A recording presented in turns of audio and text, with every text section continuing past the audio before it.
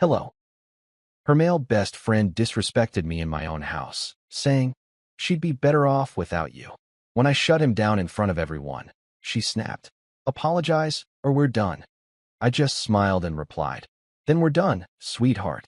Neither of them had any idea what was about to happen next. My name is Sam.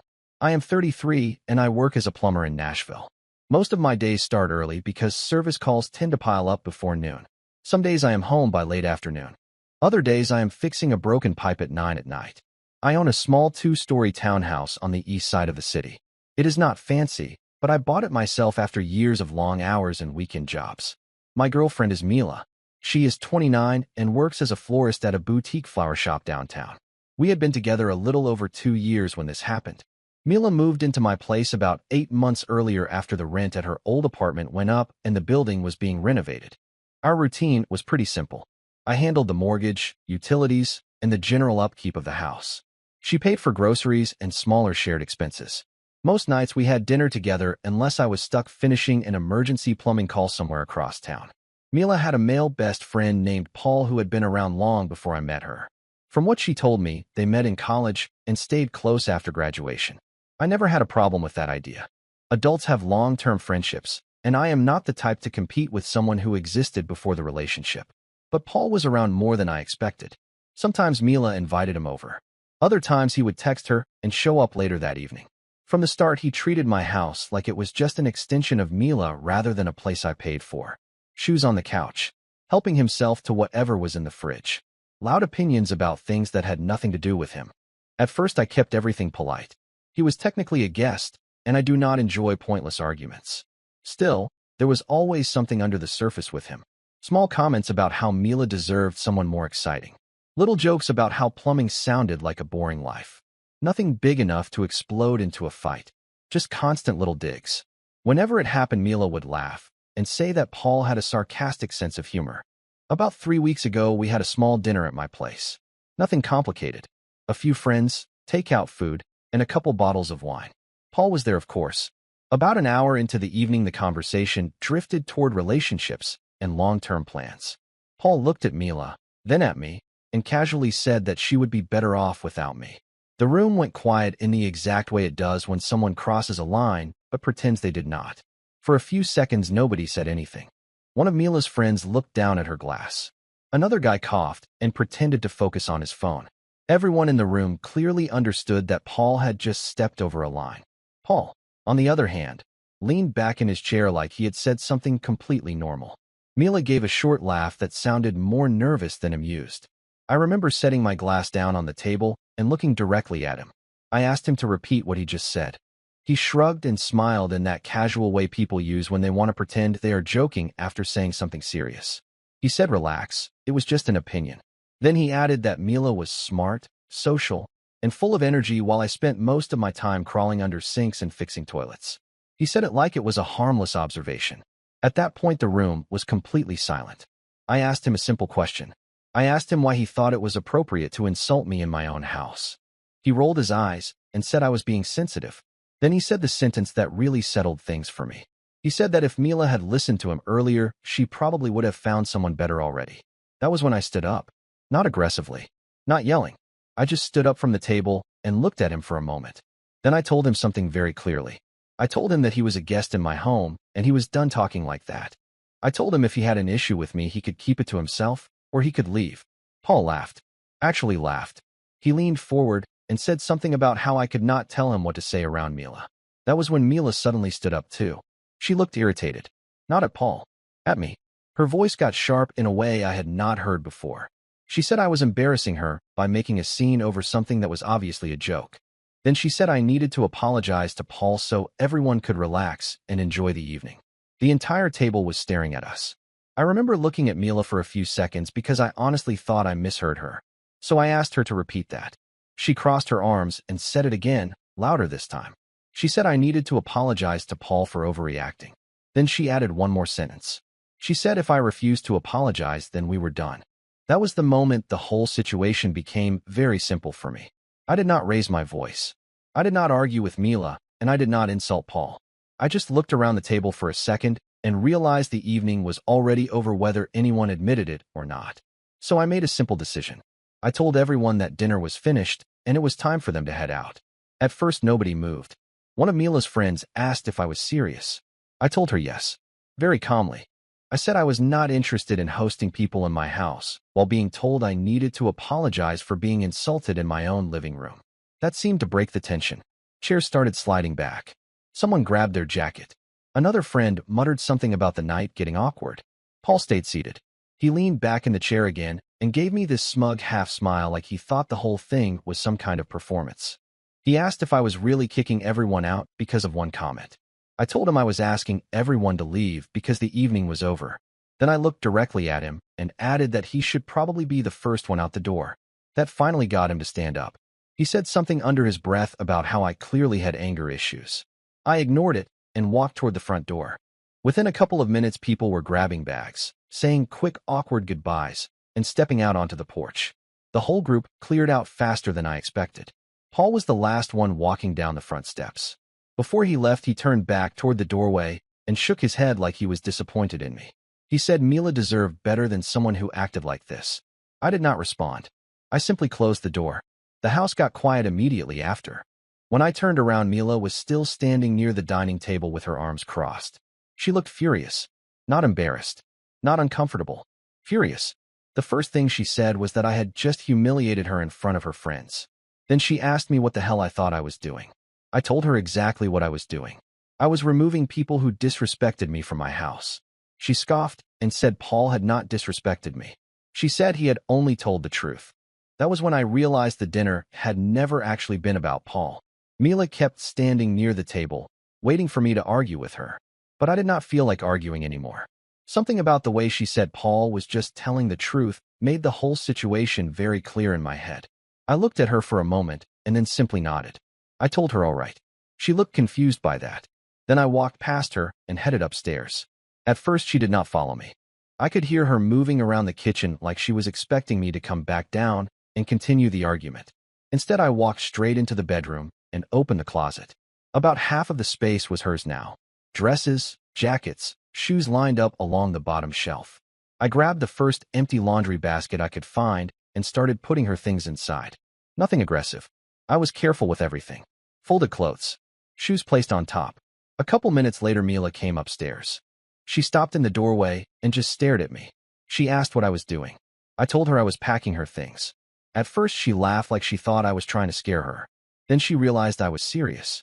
Her tone changed immediately. She said I was being dramatic and needed to calm down. I kept folding clothes and placing them into the basket. I told her she gave me two options earlier. Apologize to Paul or the relationship was over.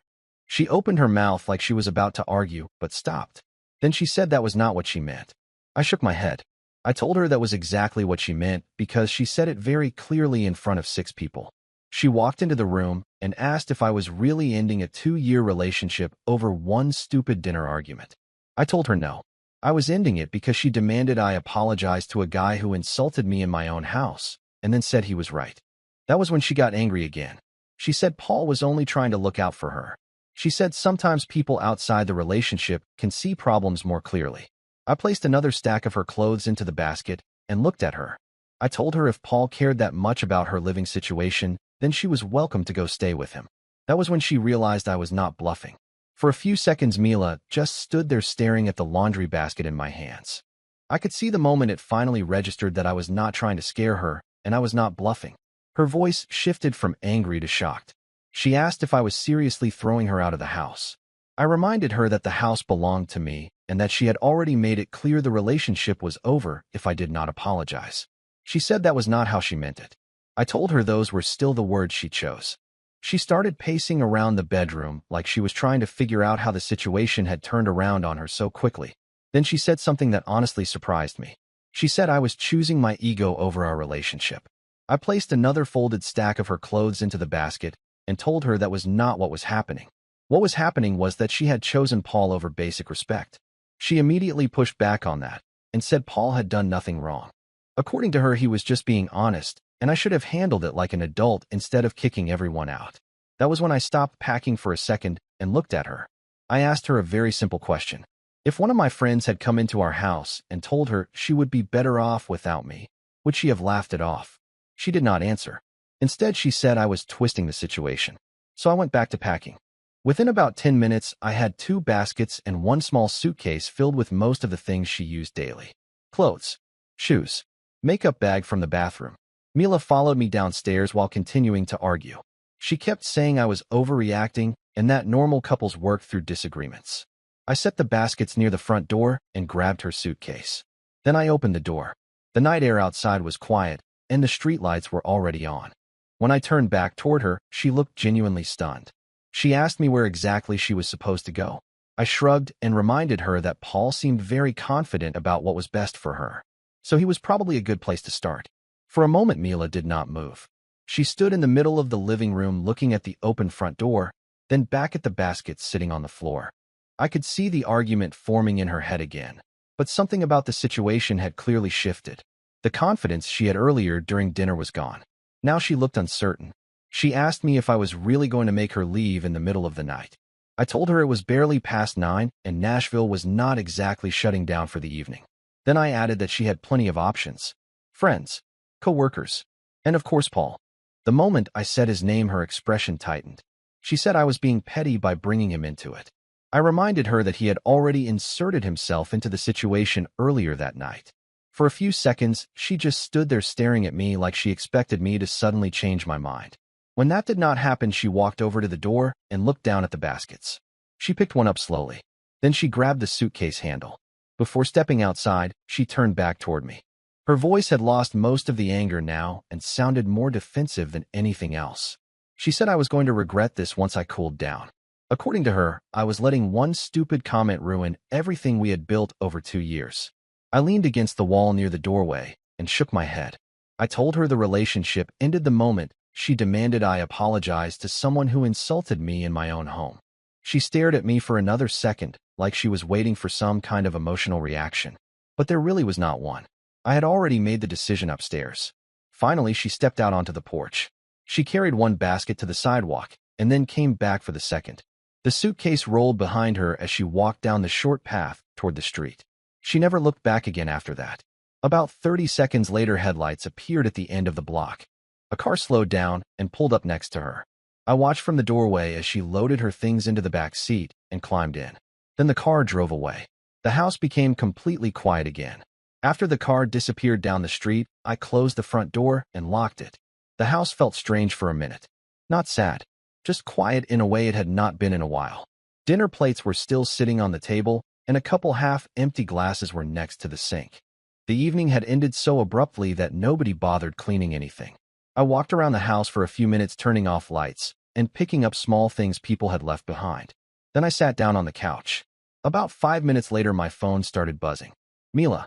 I watched it ring without answering. It stopped. Then it rang again. I let that one go too. After the third call, I finally picked up the phone and opened the message notifications. The first message was short. She said I needed to stop being ridiculous and answer the phone so we could talk like adults. The second message said she was staying at a friend's place for the night and expected us to work things out in the morning. The third message was longer. She wrote that I had overreacted because I felt embarrassed in front of everyone. According to her, Paul only said what many people were probably thinking anyway.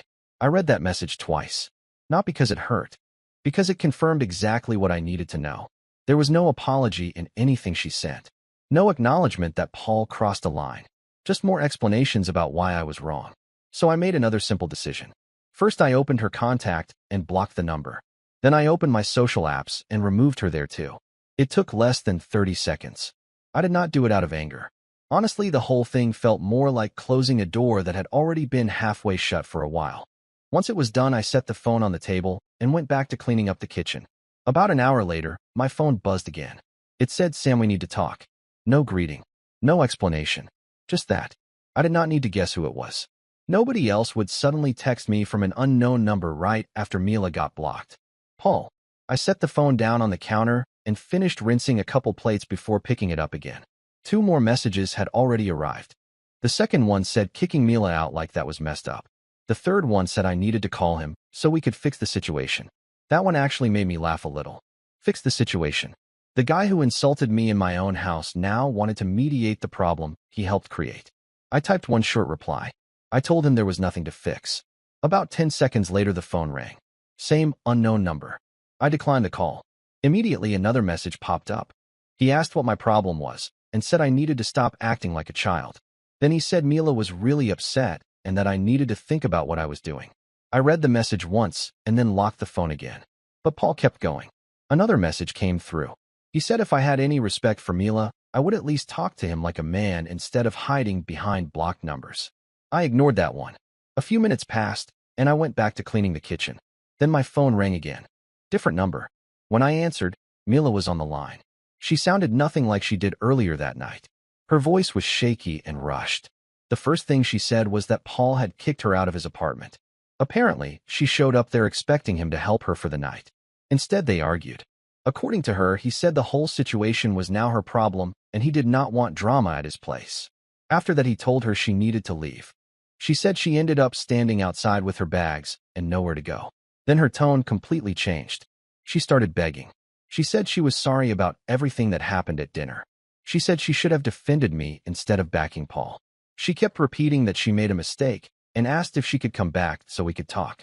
By the end of the call, she was practically pleading with me to forgive her. For a few seconds, I did not say anything. Mila kept talking on the other end of the phone, her voice rushed and desperate now. It sounded completely different from the confident tone she had earlier that night when she demanded I apologize to Paul. She kept repeating that she made a mistake. She said she should never have defended him. She said she did not realize how serious the situation was until he told her to leave his apartment. Then she asked again if she could come back to the house so we could fix things. I leaned back against the kitchen counter and let her finish. When she finally stopped talking, I answered as calmly as I had the entire evening. I told her I was not angry anymore. That part was actually true. But I also told her the situation had already passed the point where an apology could reset everything. There was a long pause on the line after that. Then she asked quietly if I was really refusing to let her come back. I told her yes.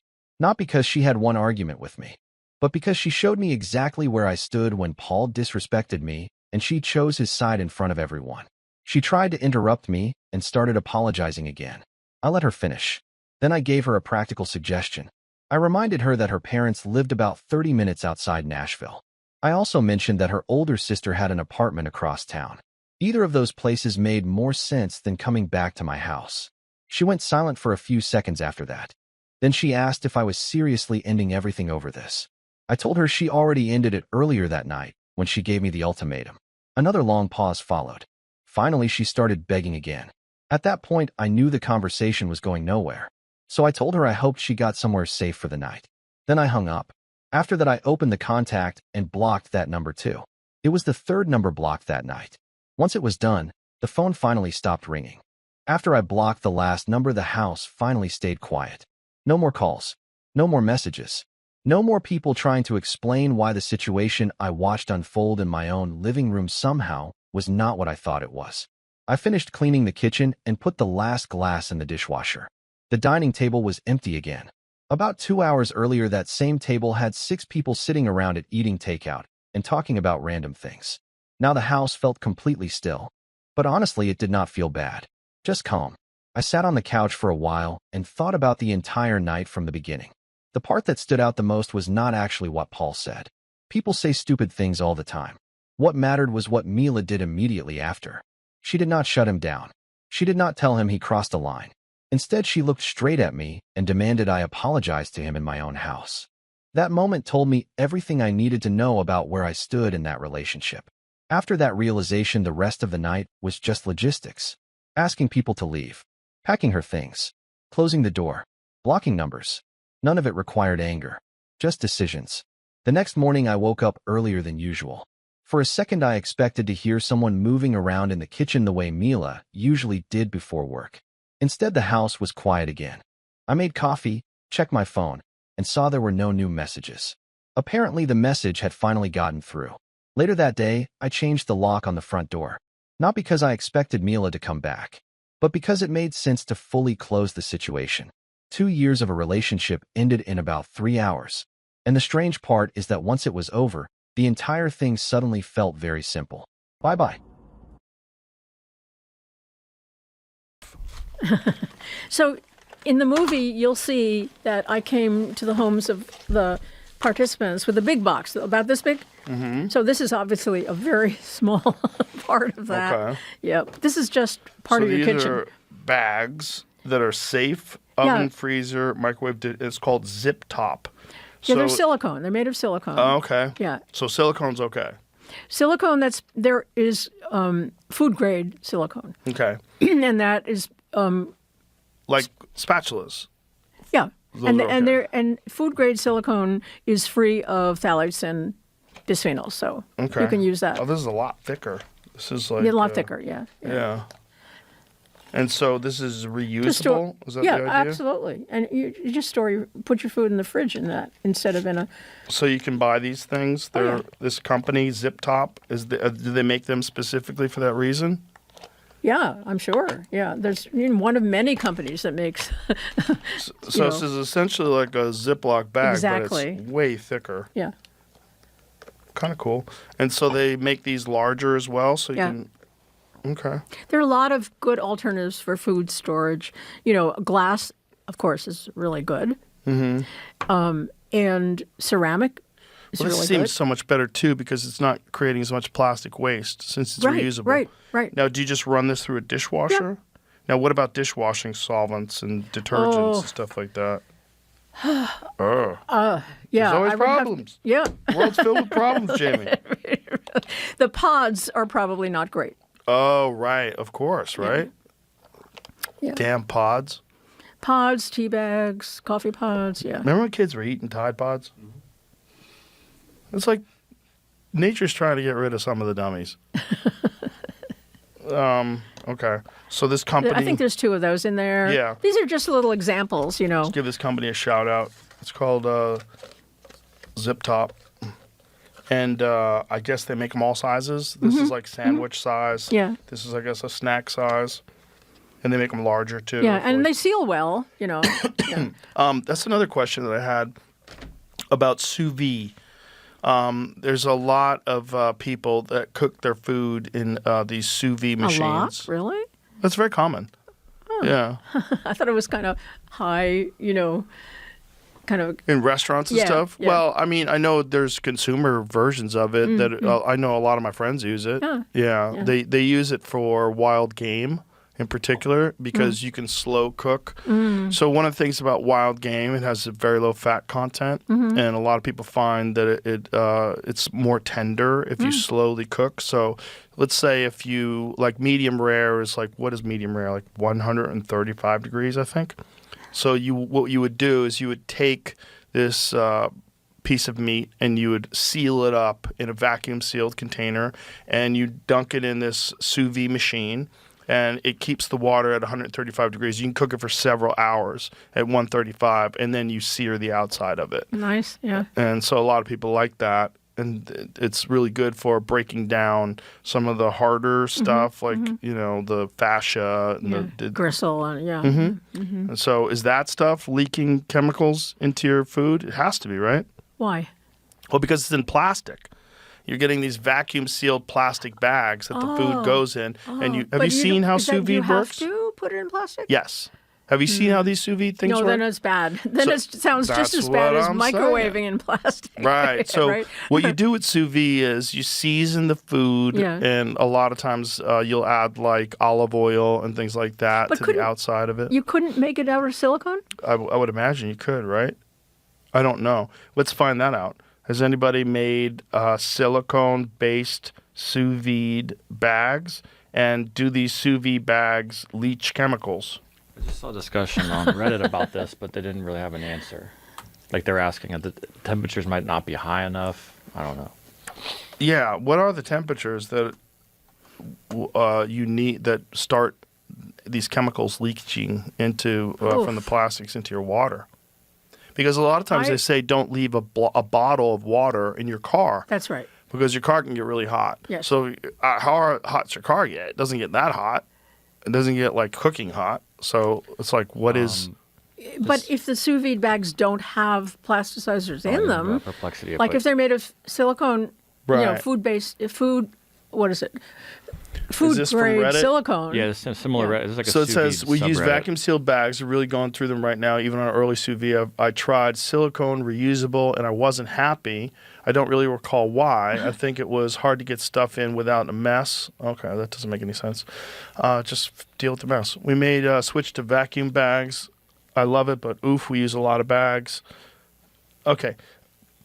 Put this into perplexity, please. Do sous vide bags leach endocrine disrupting chemicals into your food when you cook with them?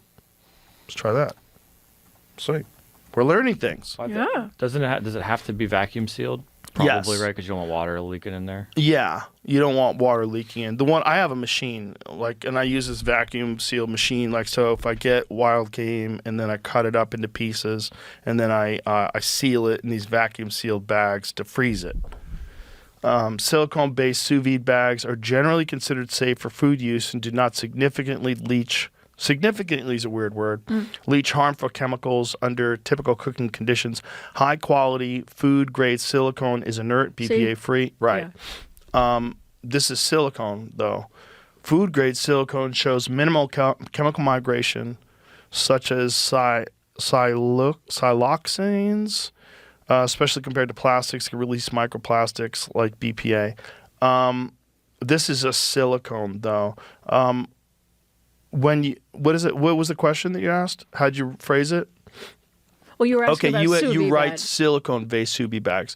Just not silicone-based. Just like plastic sous vide bags. Well, they're going to leach stuff. Yeah. Let's find out. Yeah. Regular plastic sous vide bags. Let's see what it says. I don't know.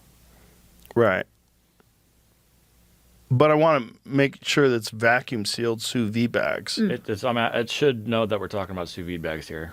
Regular plastic bags can be reasonably, I don't like that word, safe for sous vide if you use the right kind, food grade, BPA, and phthalate free, Yay. and rated for hot food. Yeah. But all plastics can leak some chemicals, and the data specific to sous vide is still limited. Yeah.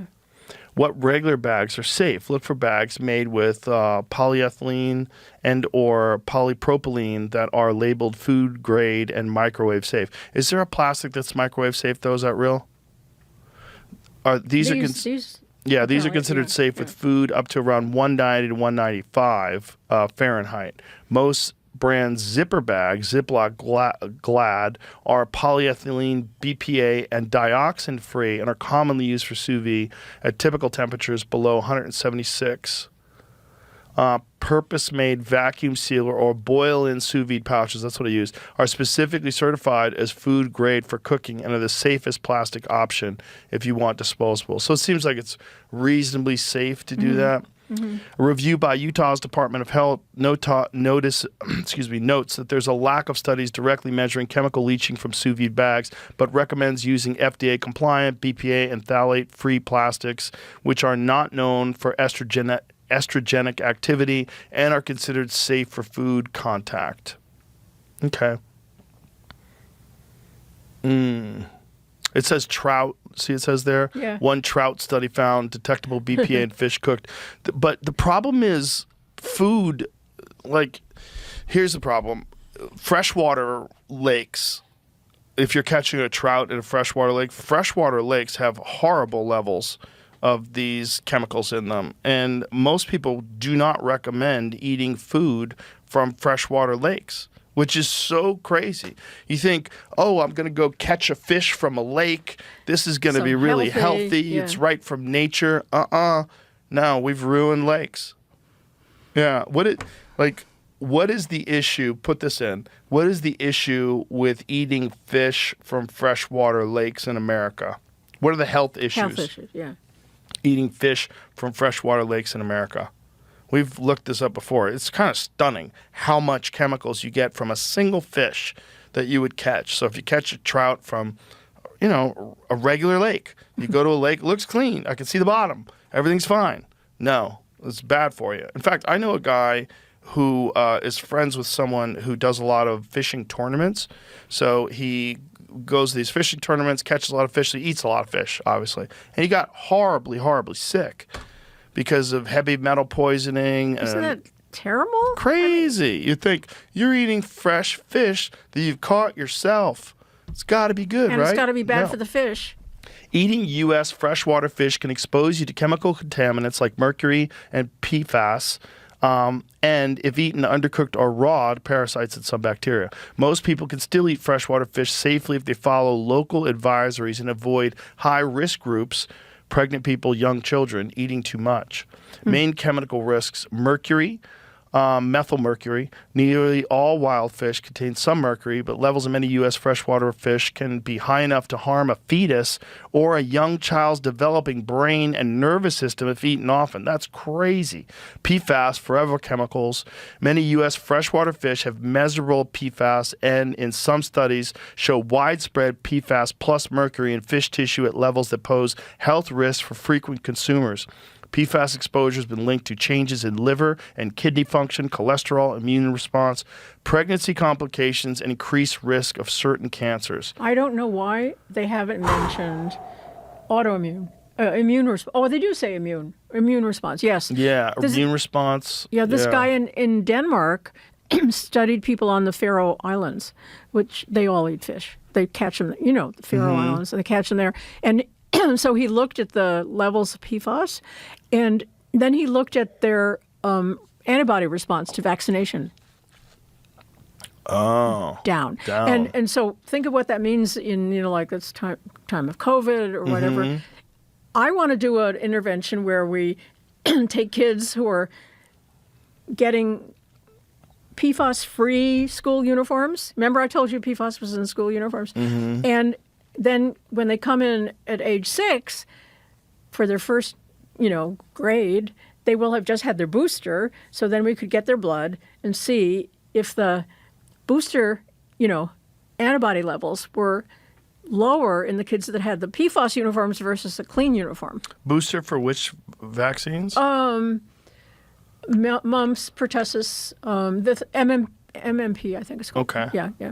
And so it's a lower response if your body's been exposed to these chemicals. Yeah. So you would imagine even if you're not, you just lower response period to all immune function based on this. Right.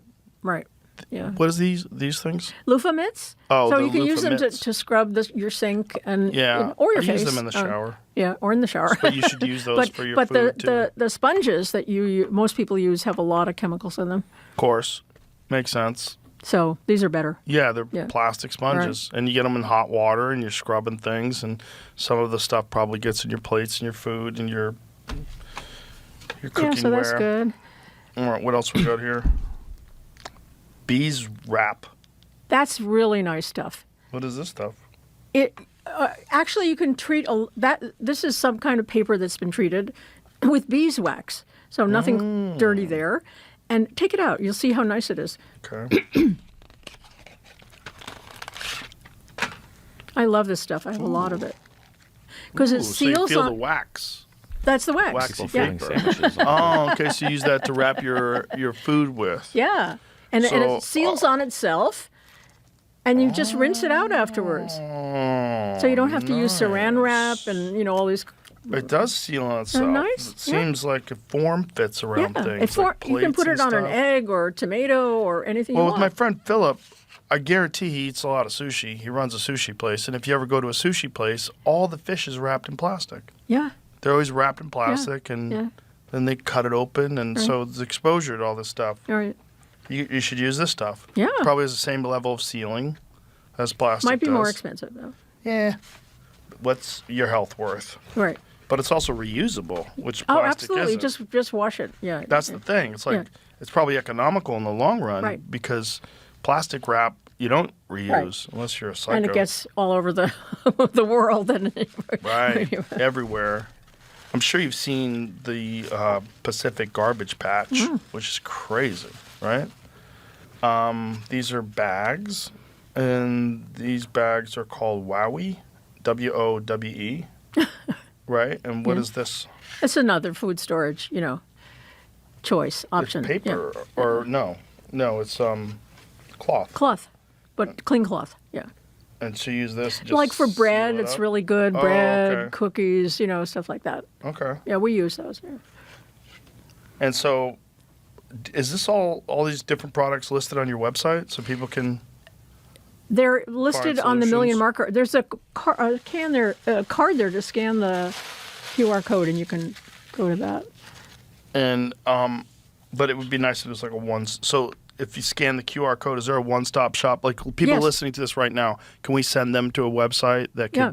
What website would that be? I can't remember. Look at the card. This one, tips for a detox journey. So this is the QR. So if I scan this right now, it'll take me there. Yeah. That's my phone. This world that we live in, we're not ready. Okay, it says the website is millionmarker.com. Chemical glossary. So this is the chemical glossary that's on this card, but it doesn't. I don't. Not know. the products, right? It doesn't say the products. It says partners. Is that? So there's products on that other website I told you, Unplastic Your Life. Unplasticyourlife.com. Yeah. So that's a place where people can go and see these products. And Here then, it is. So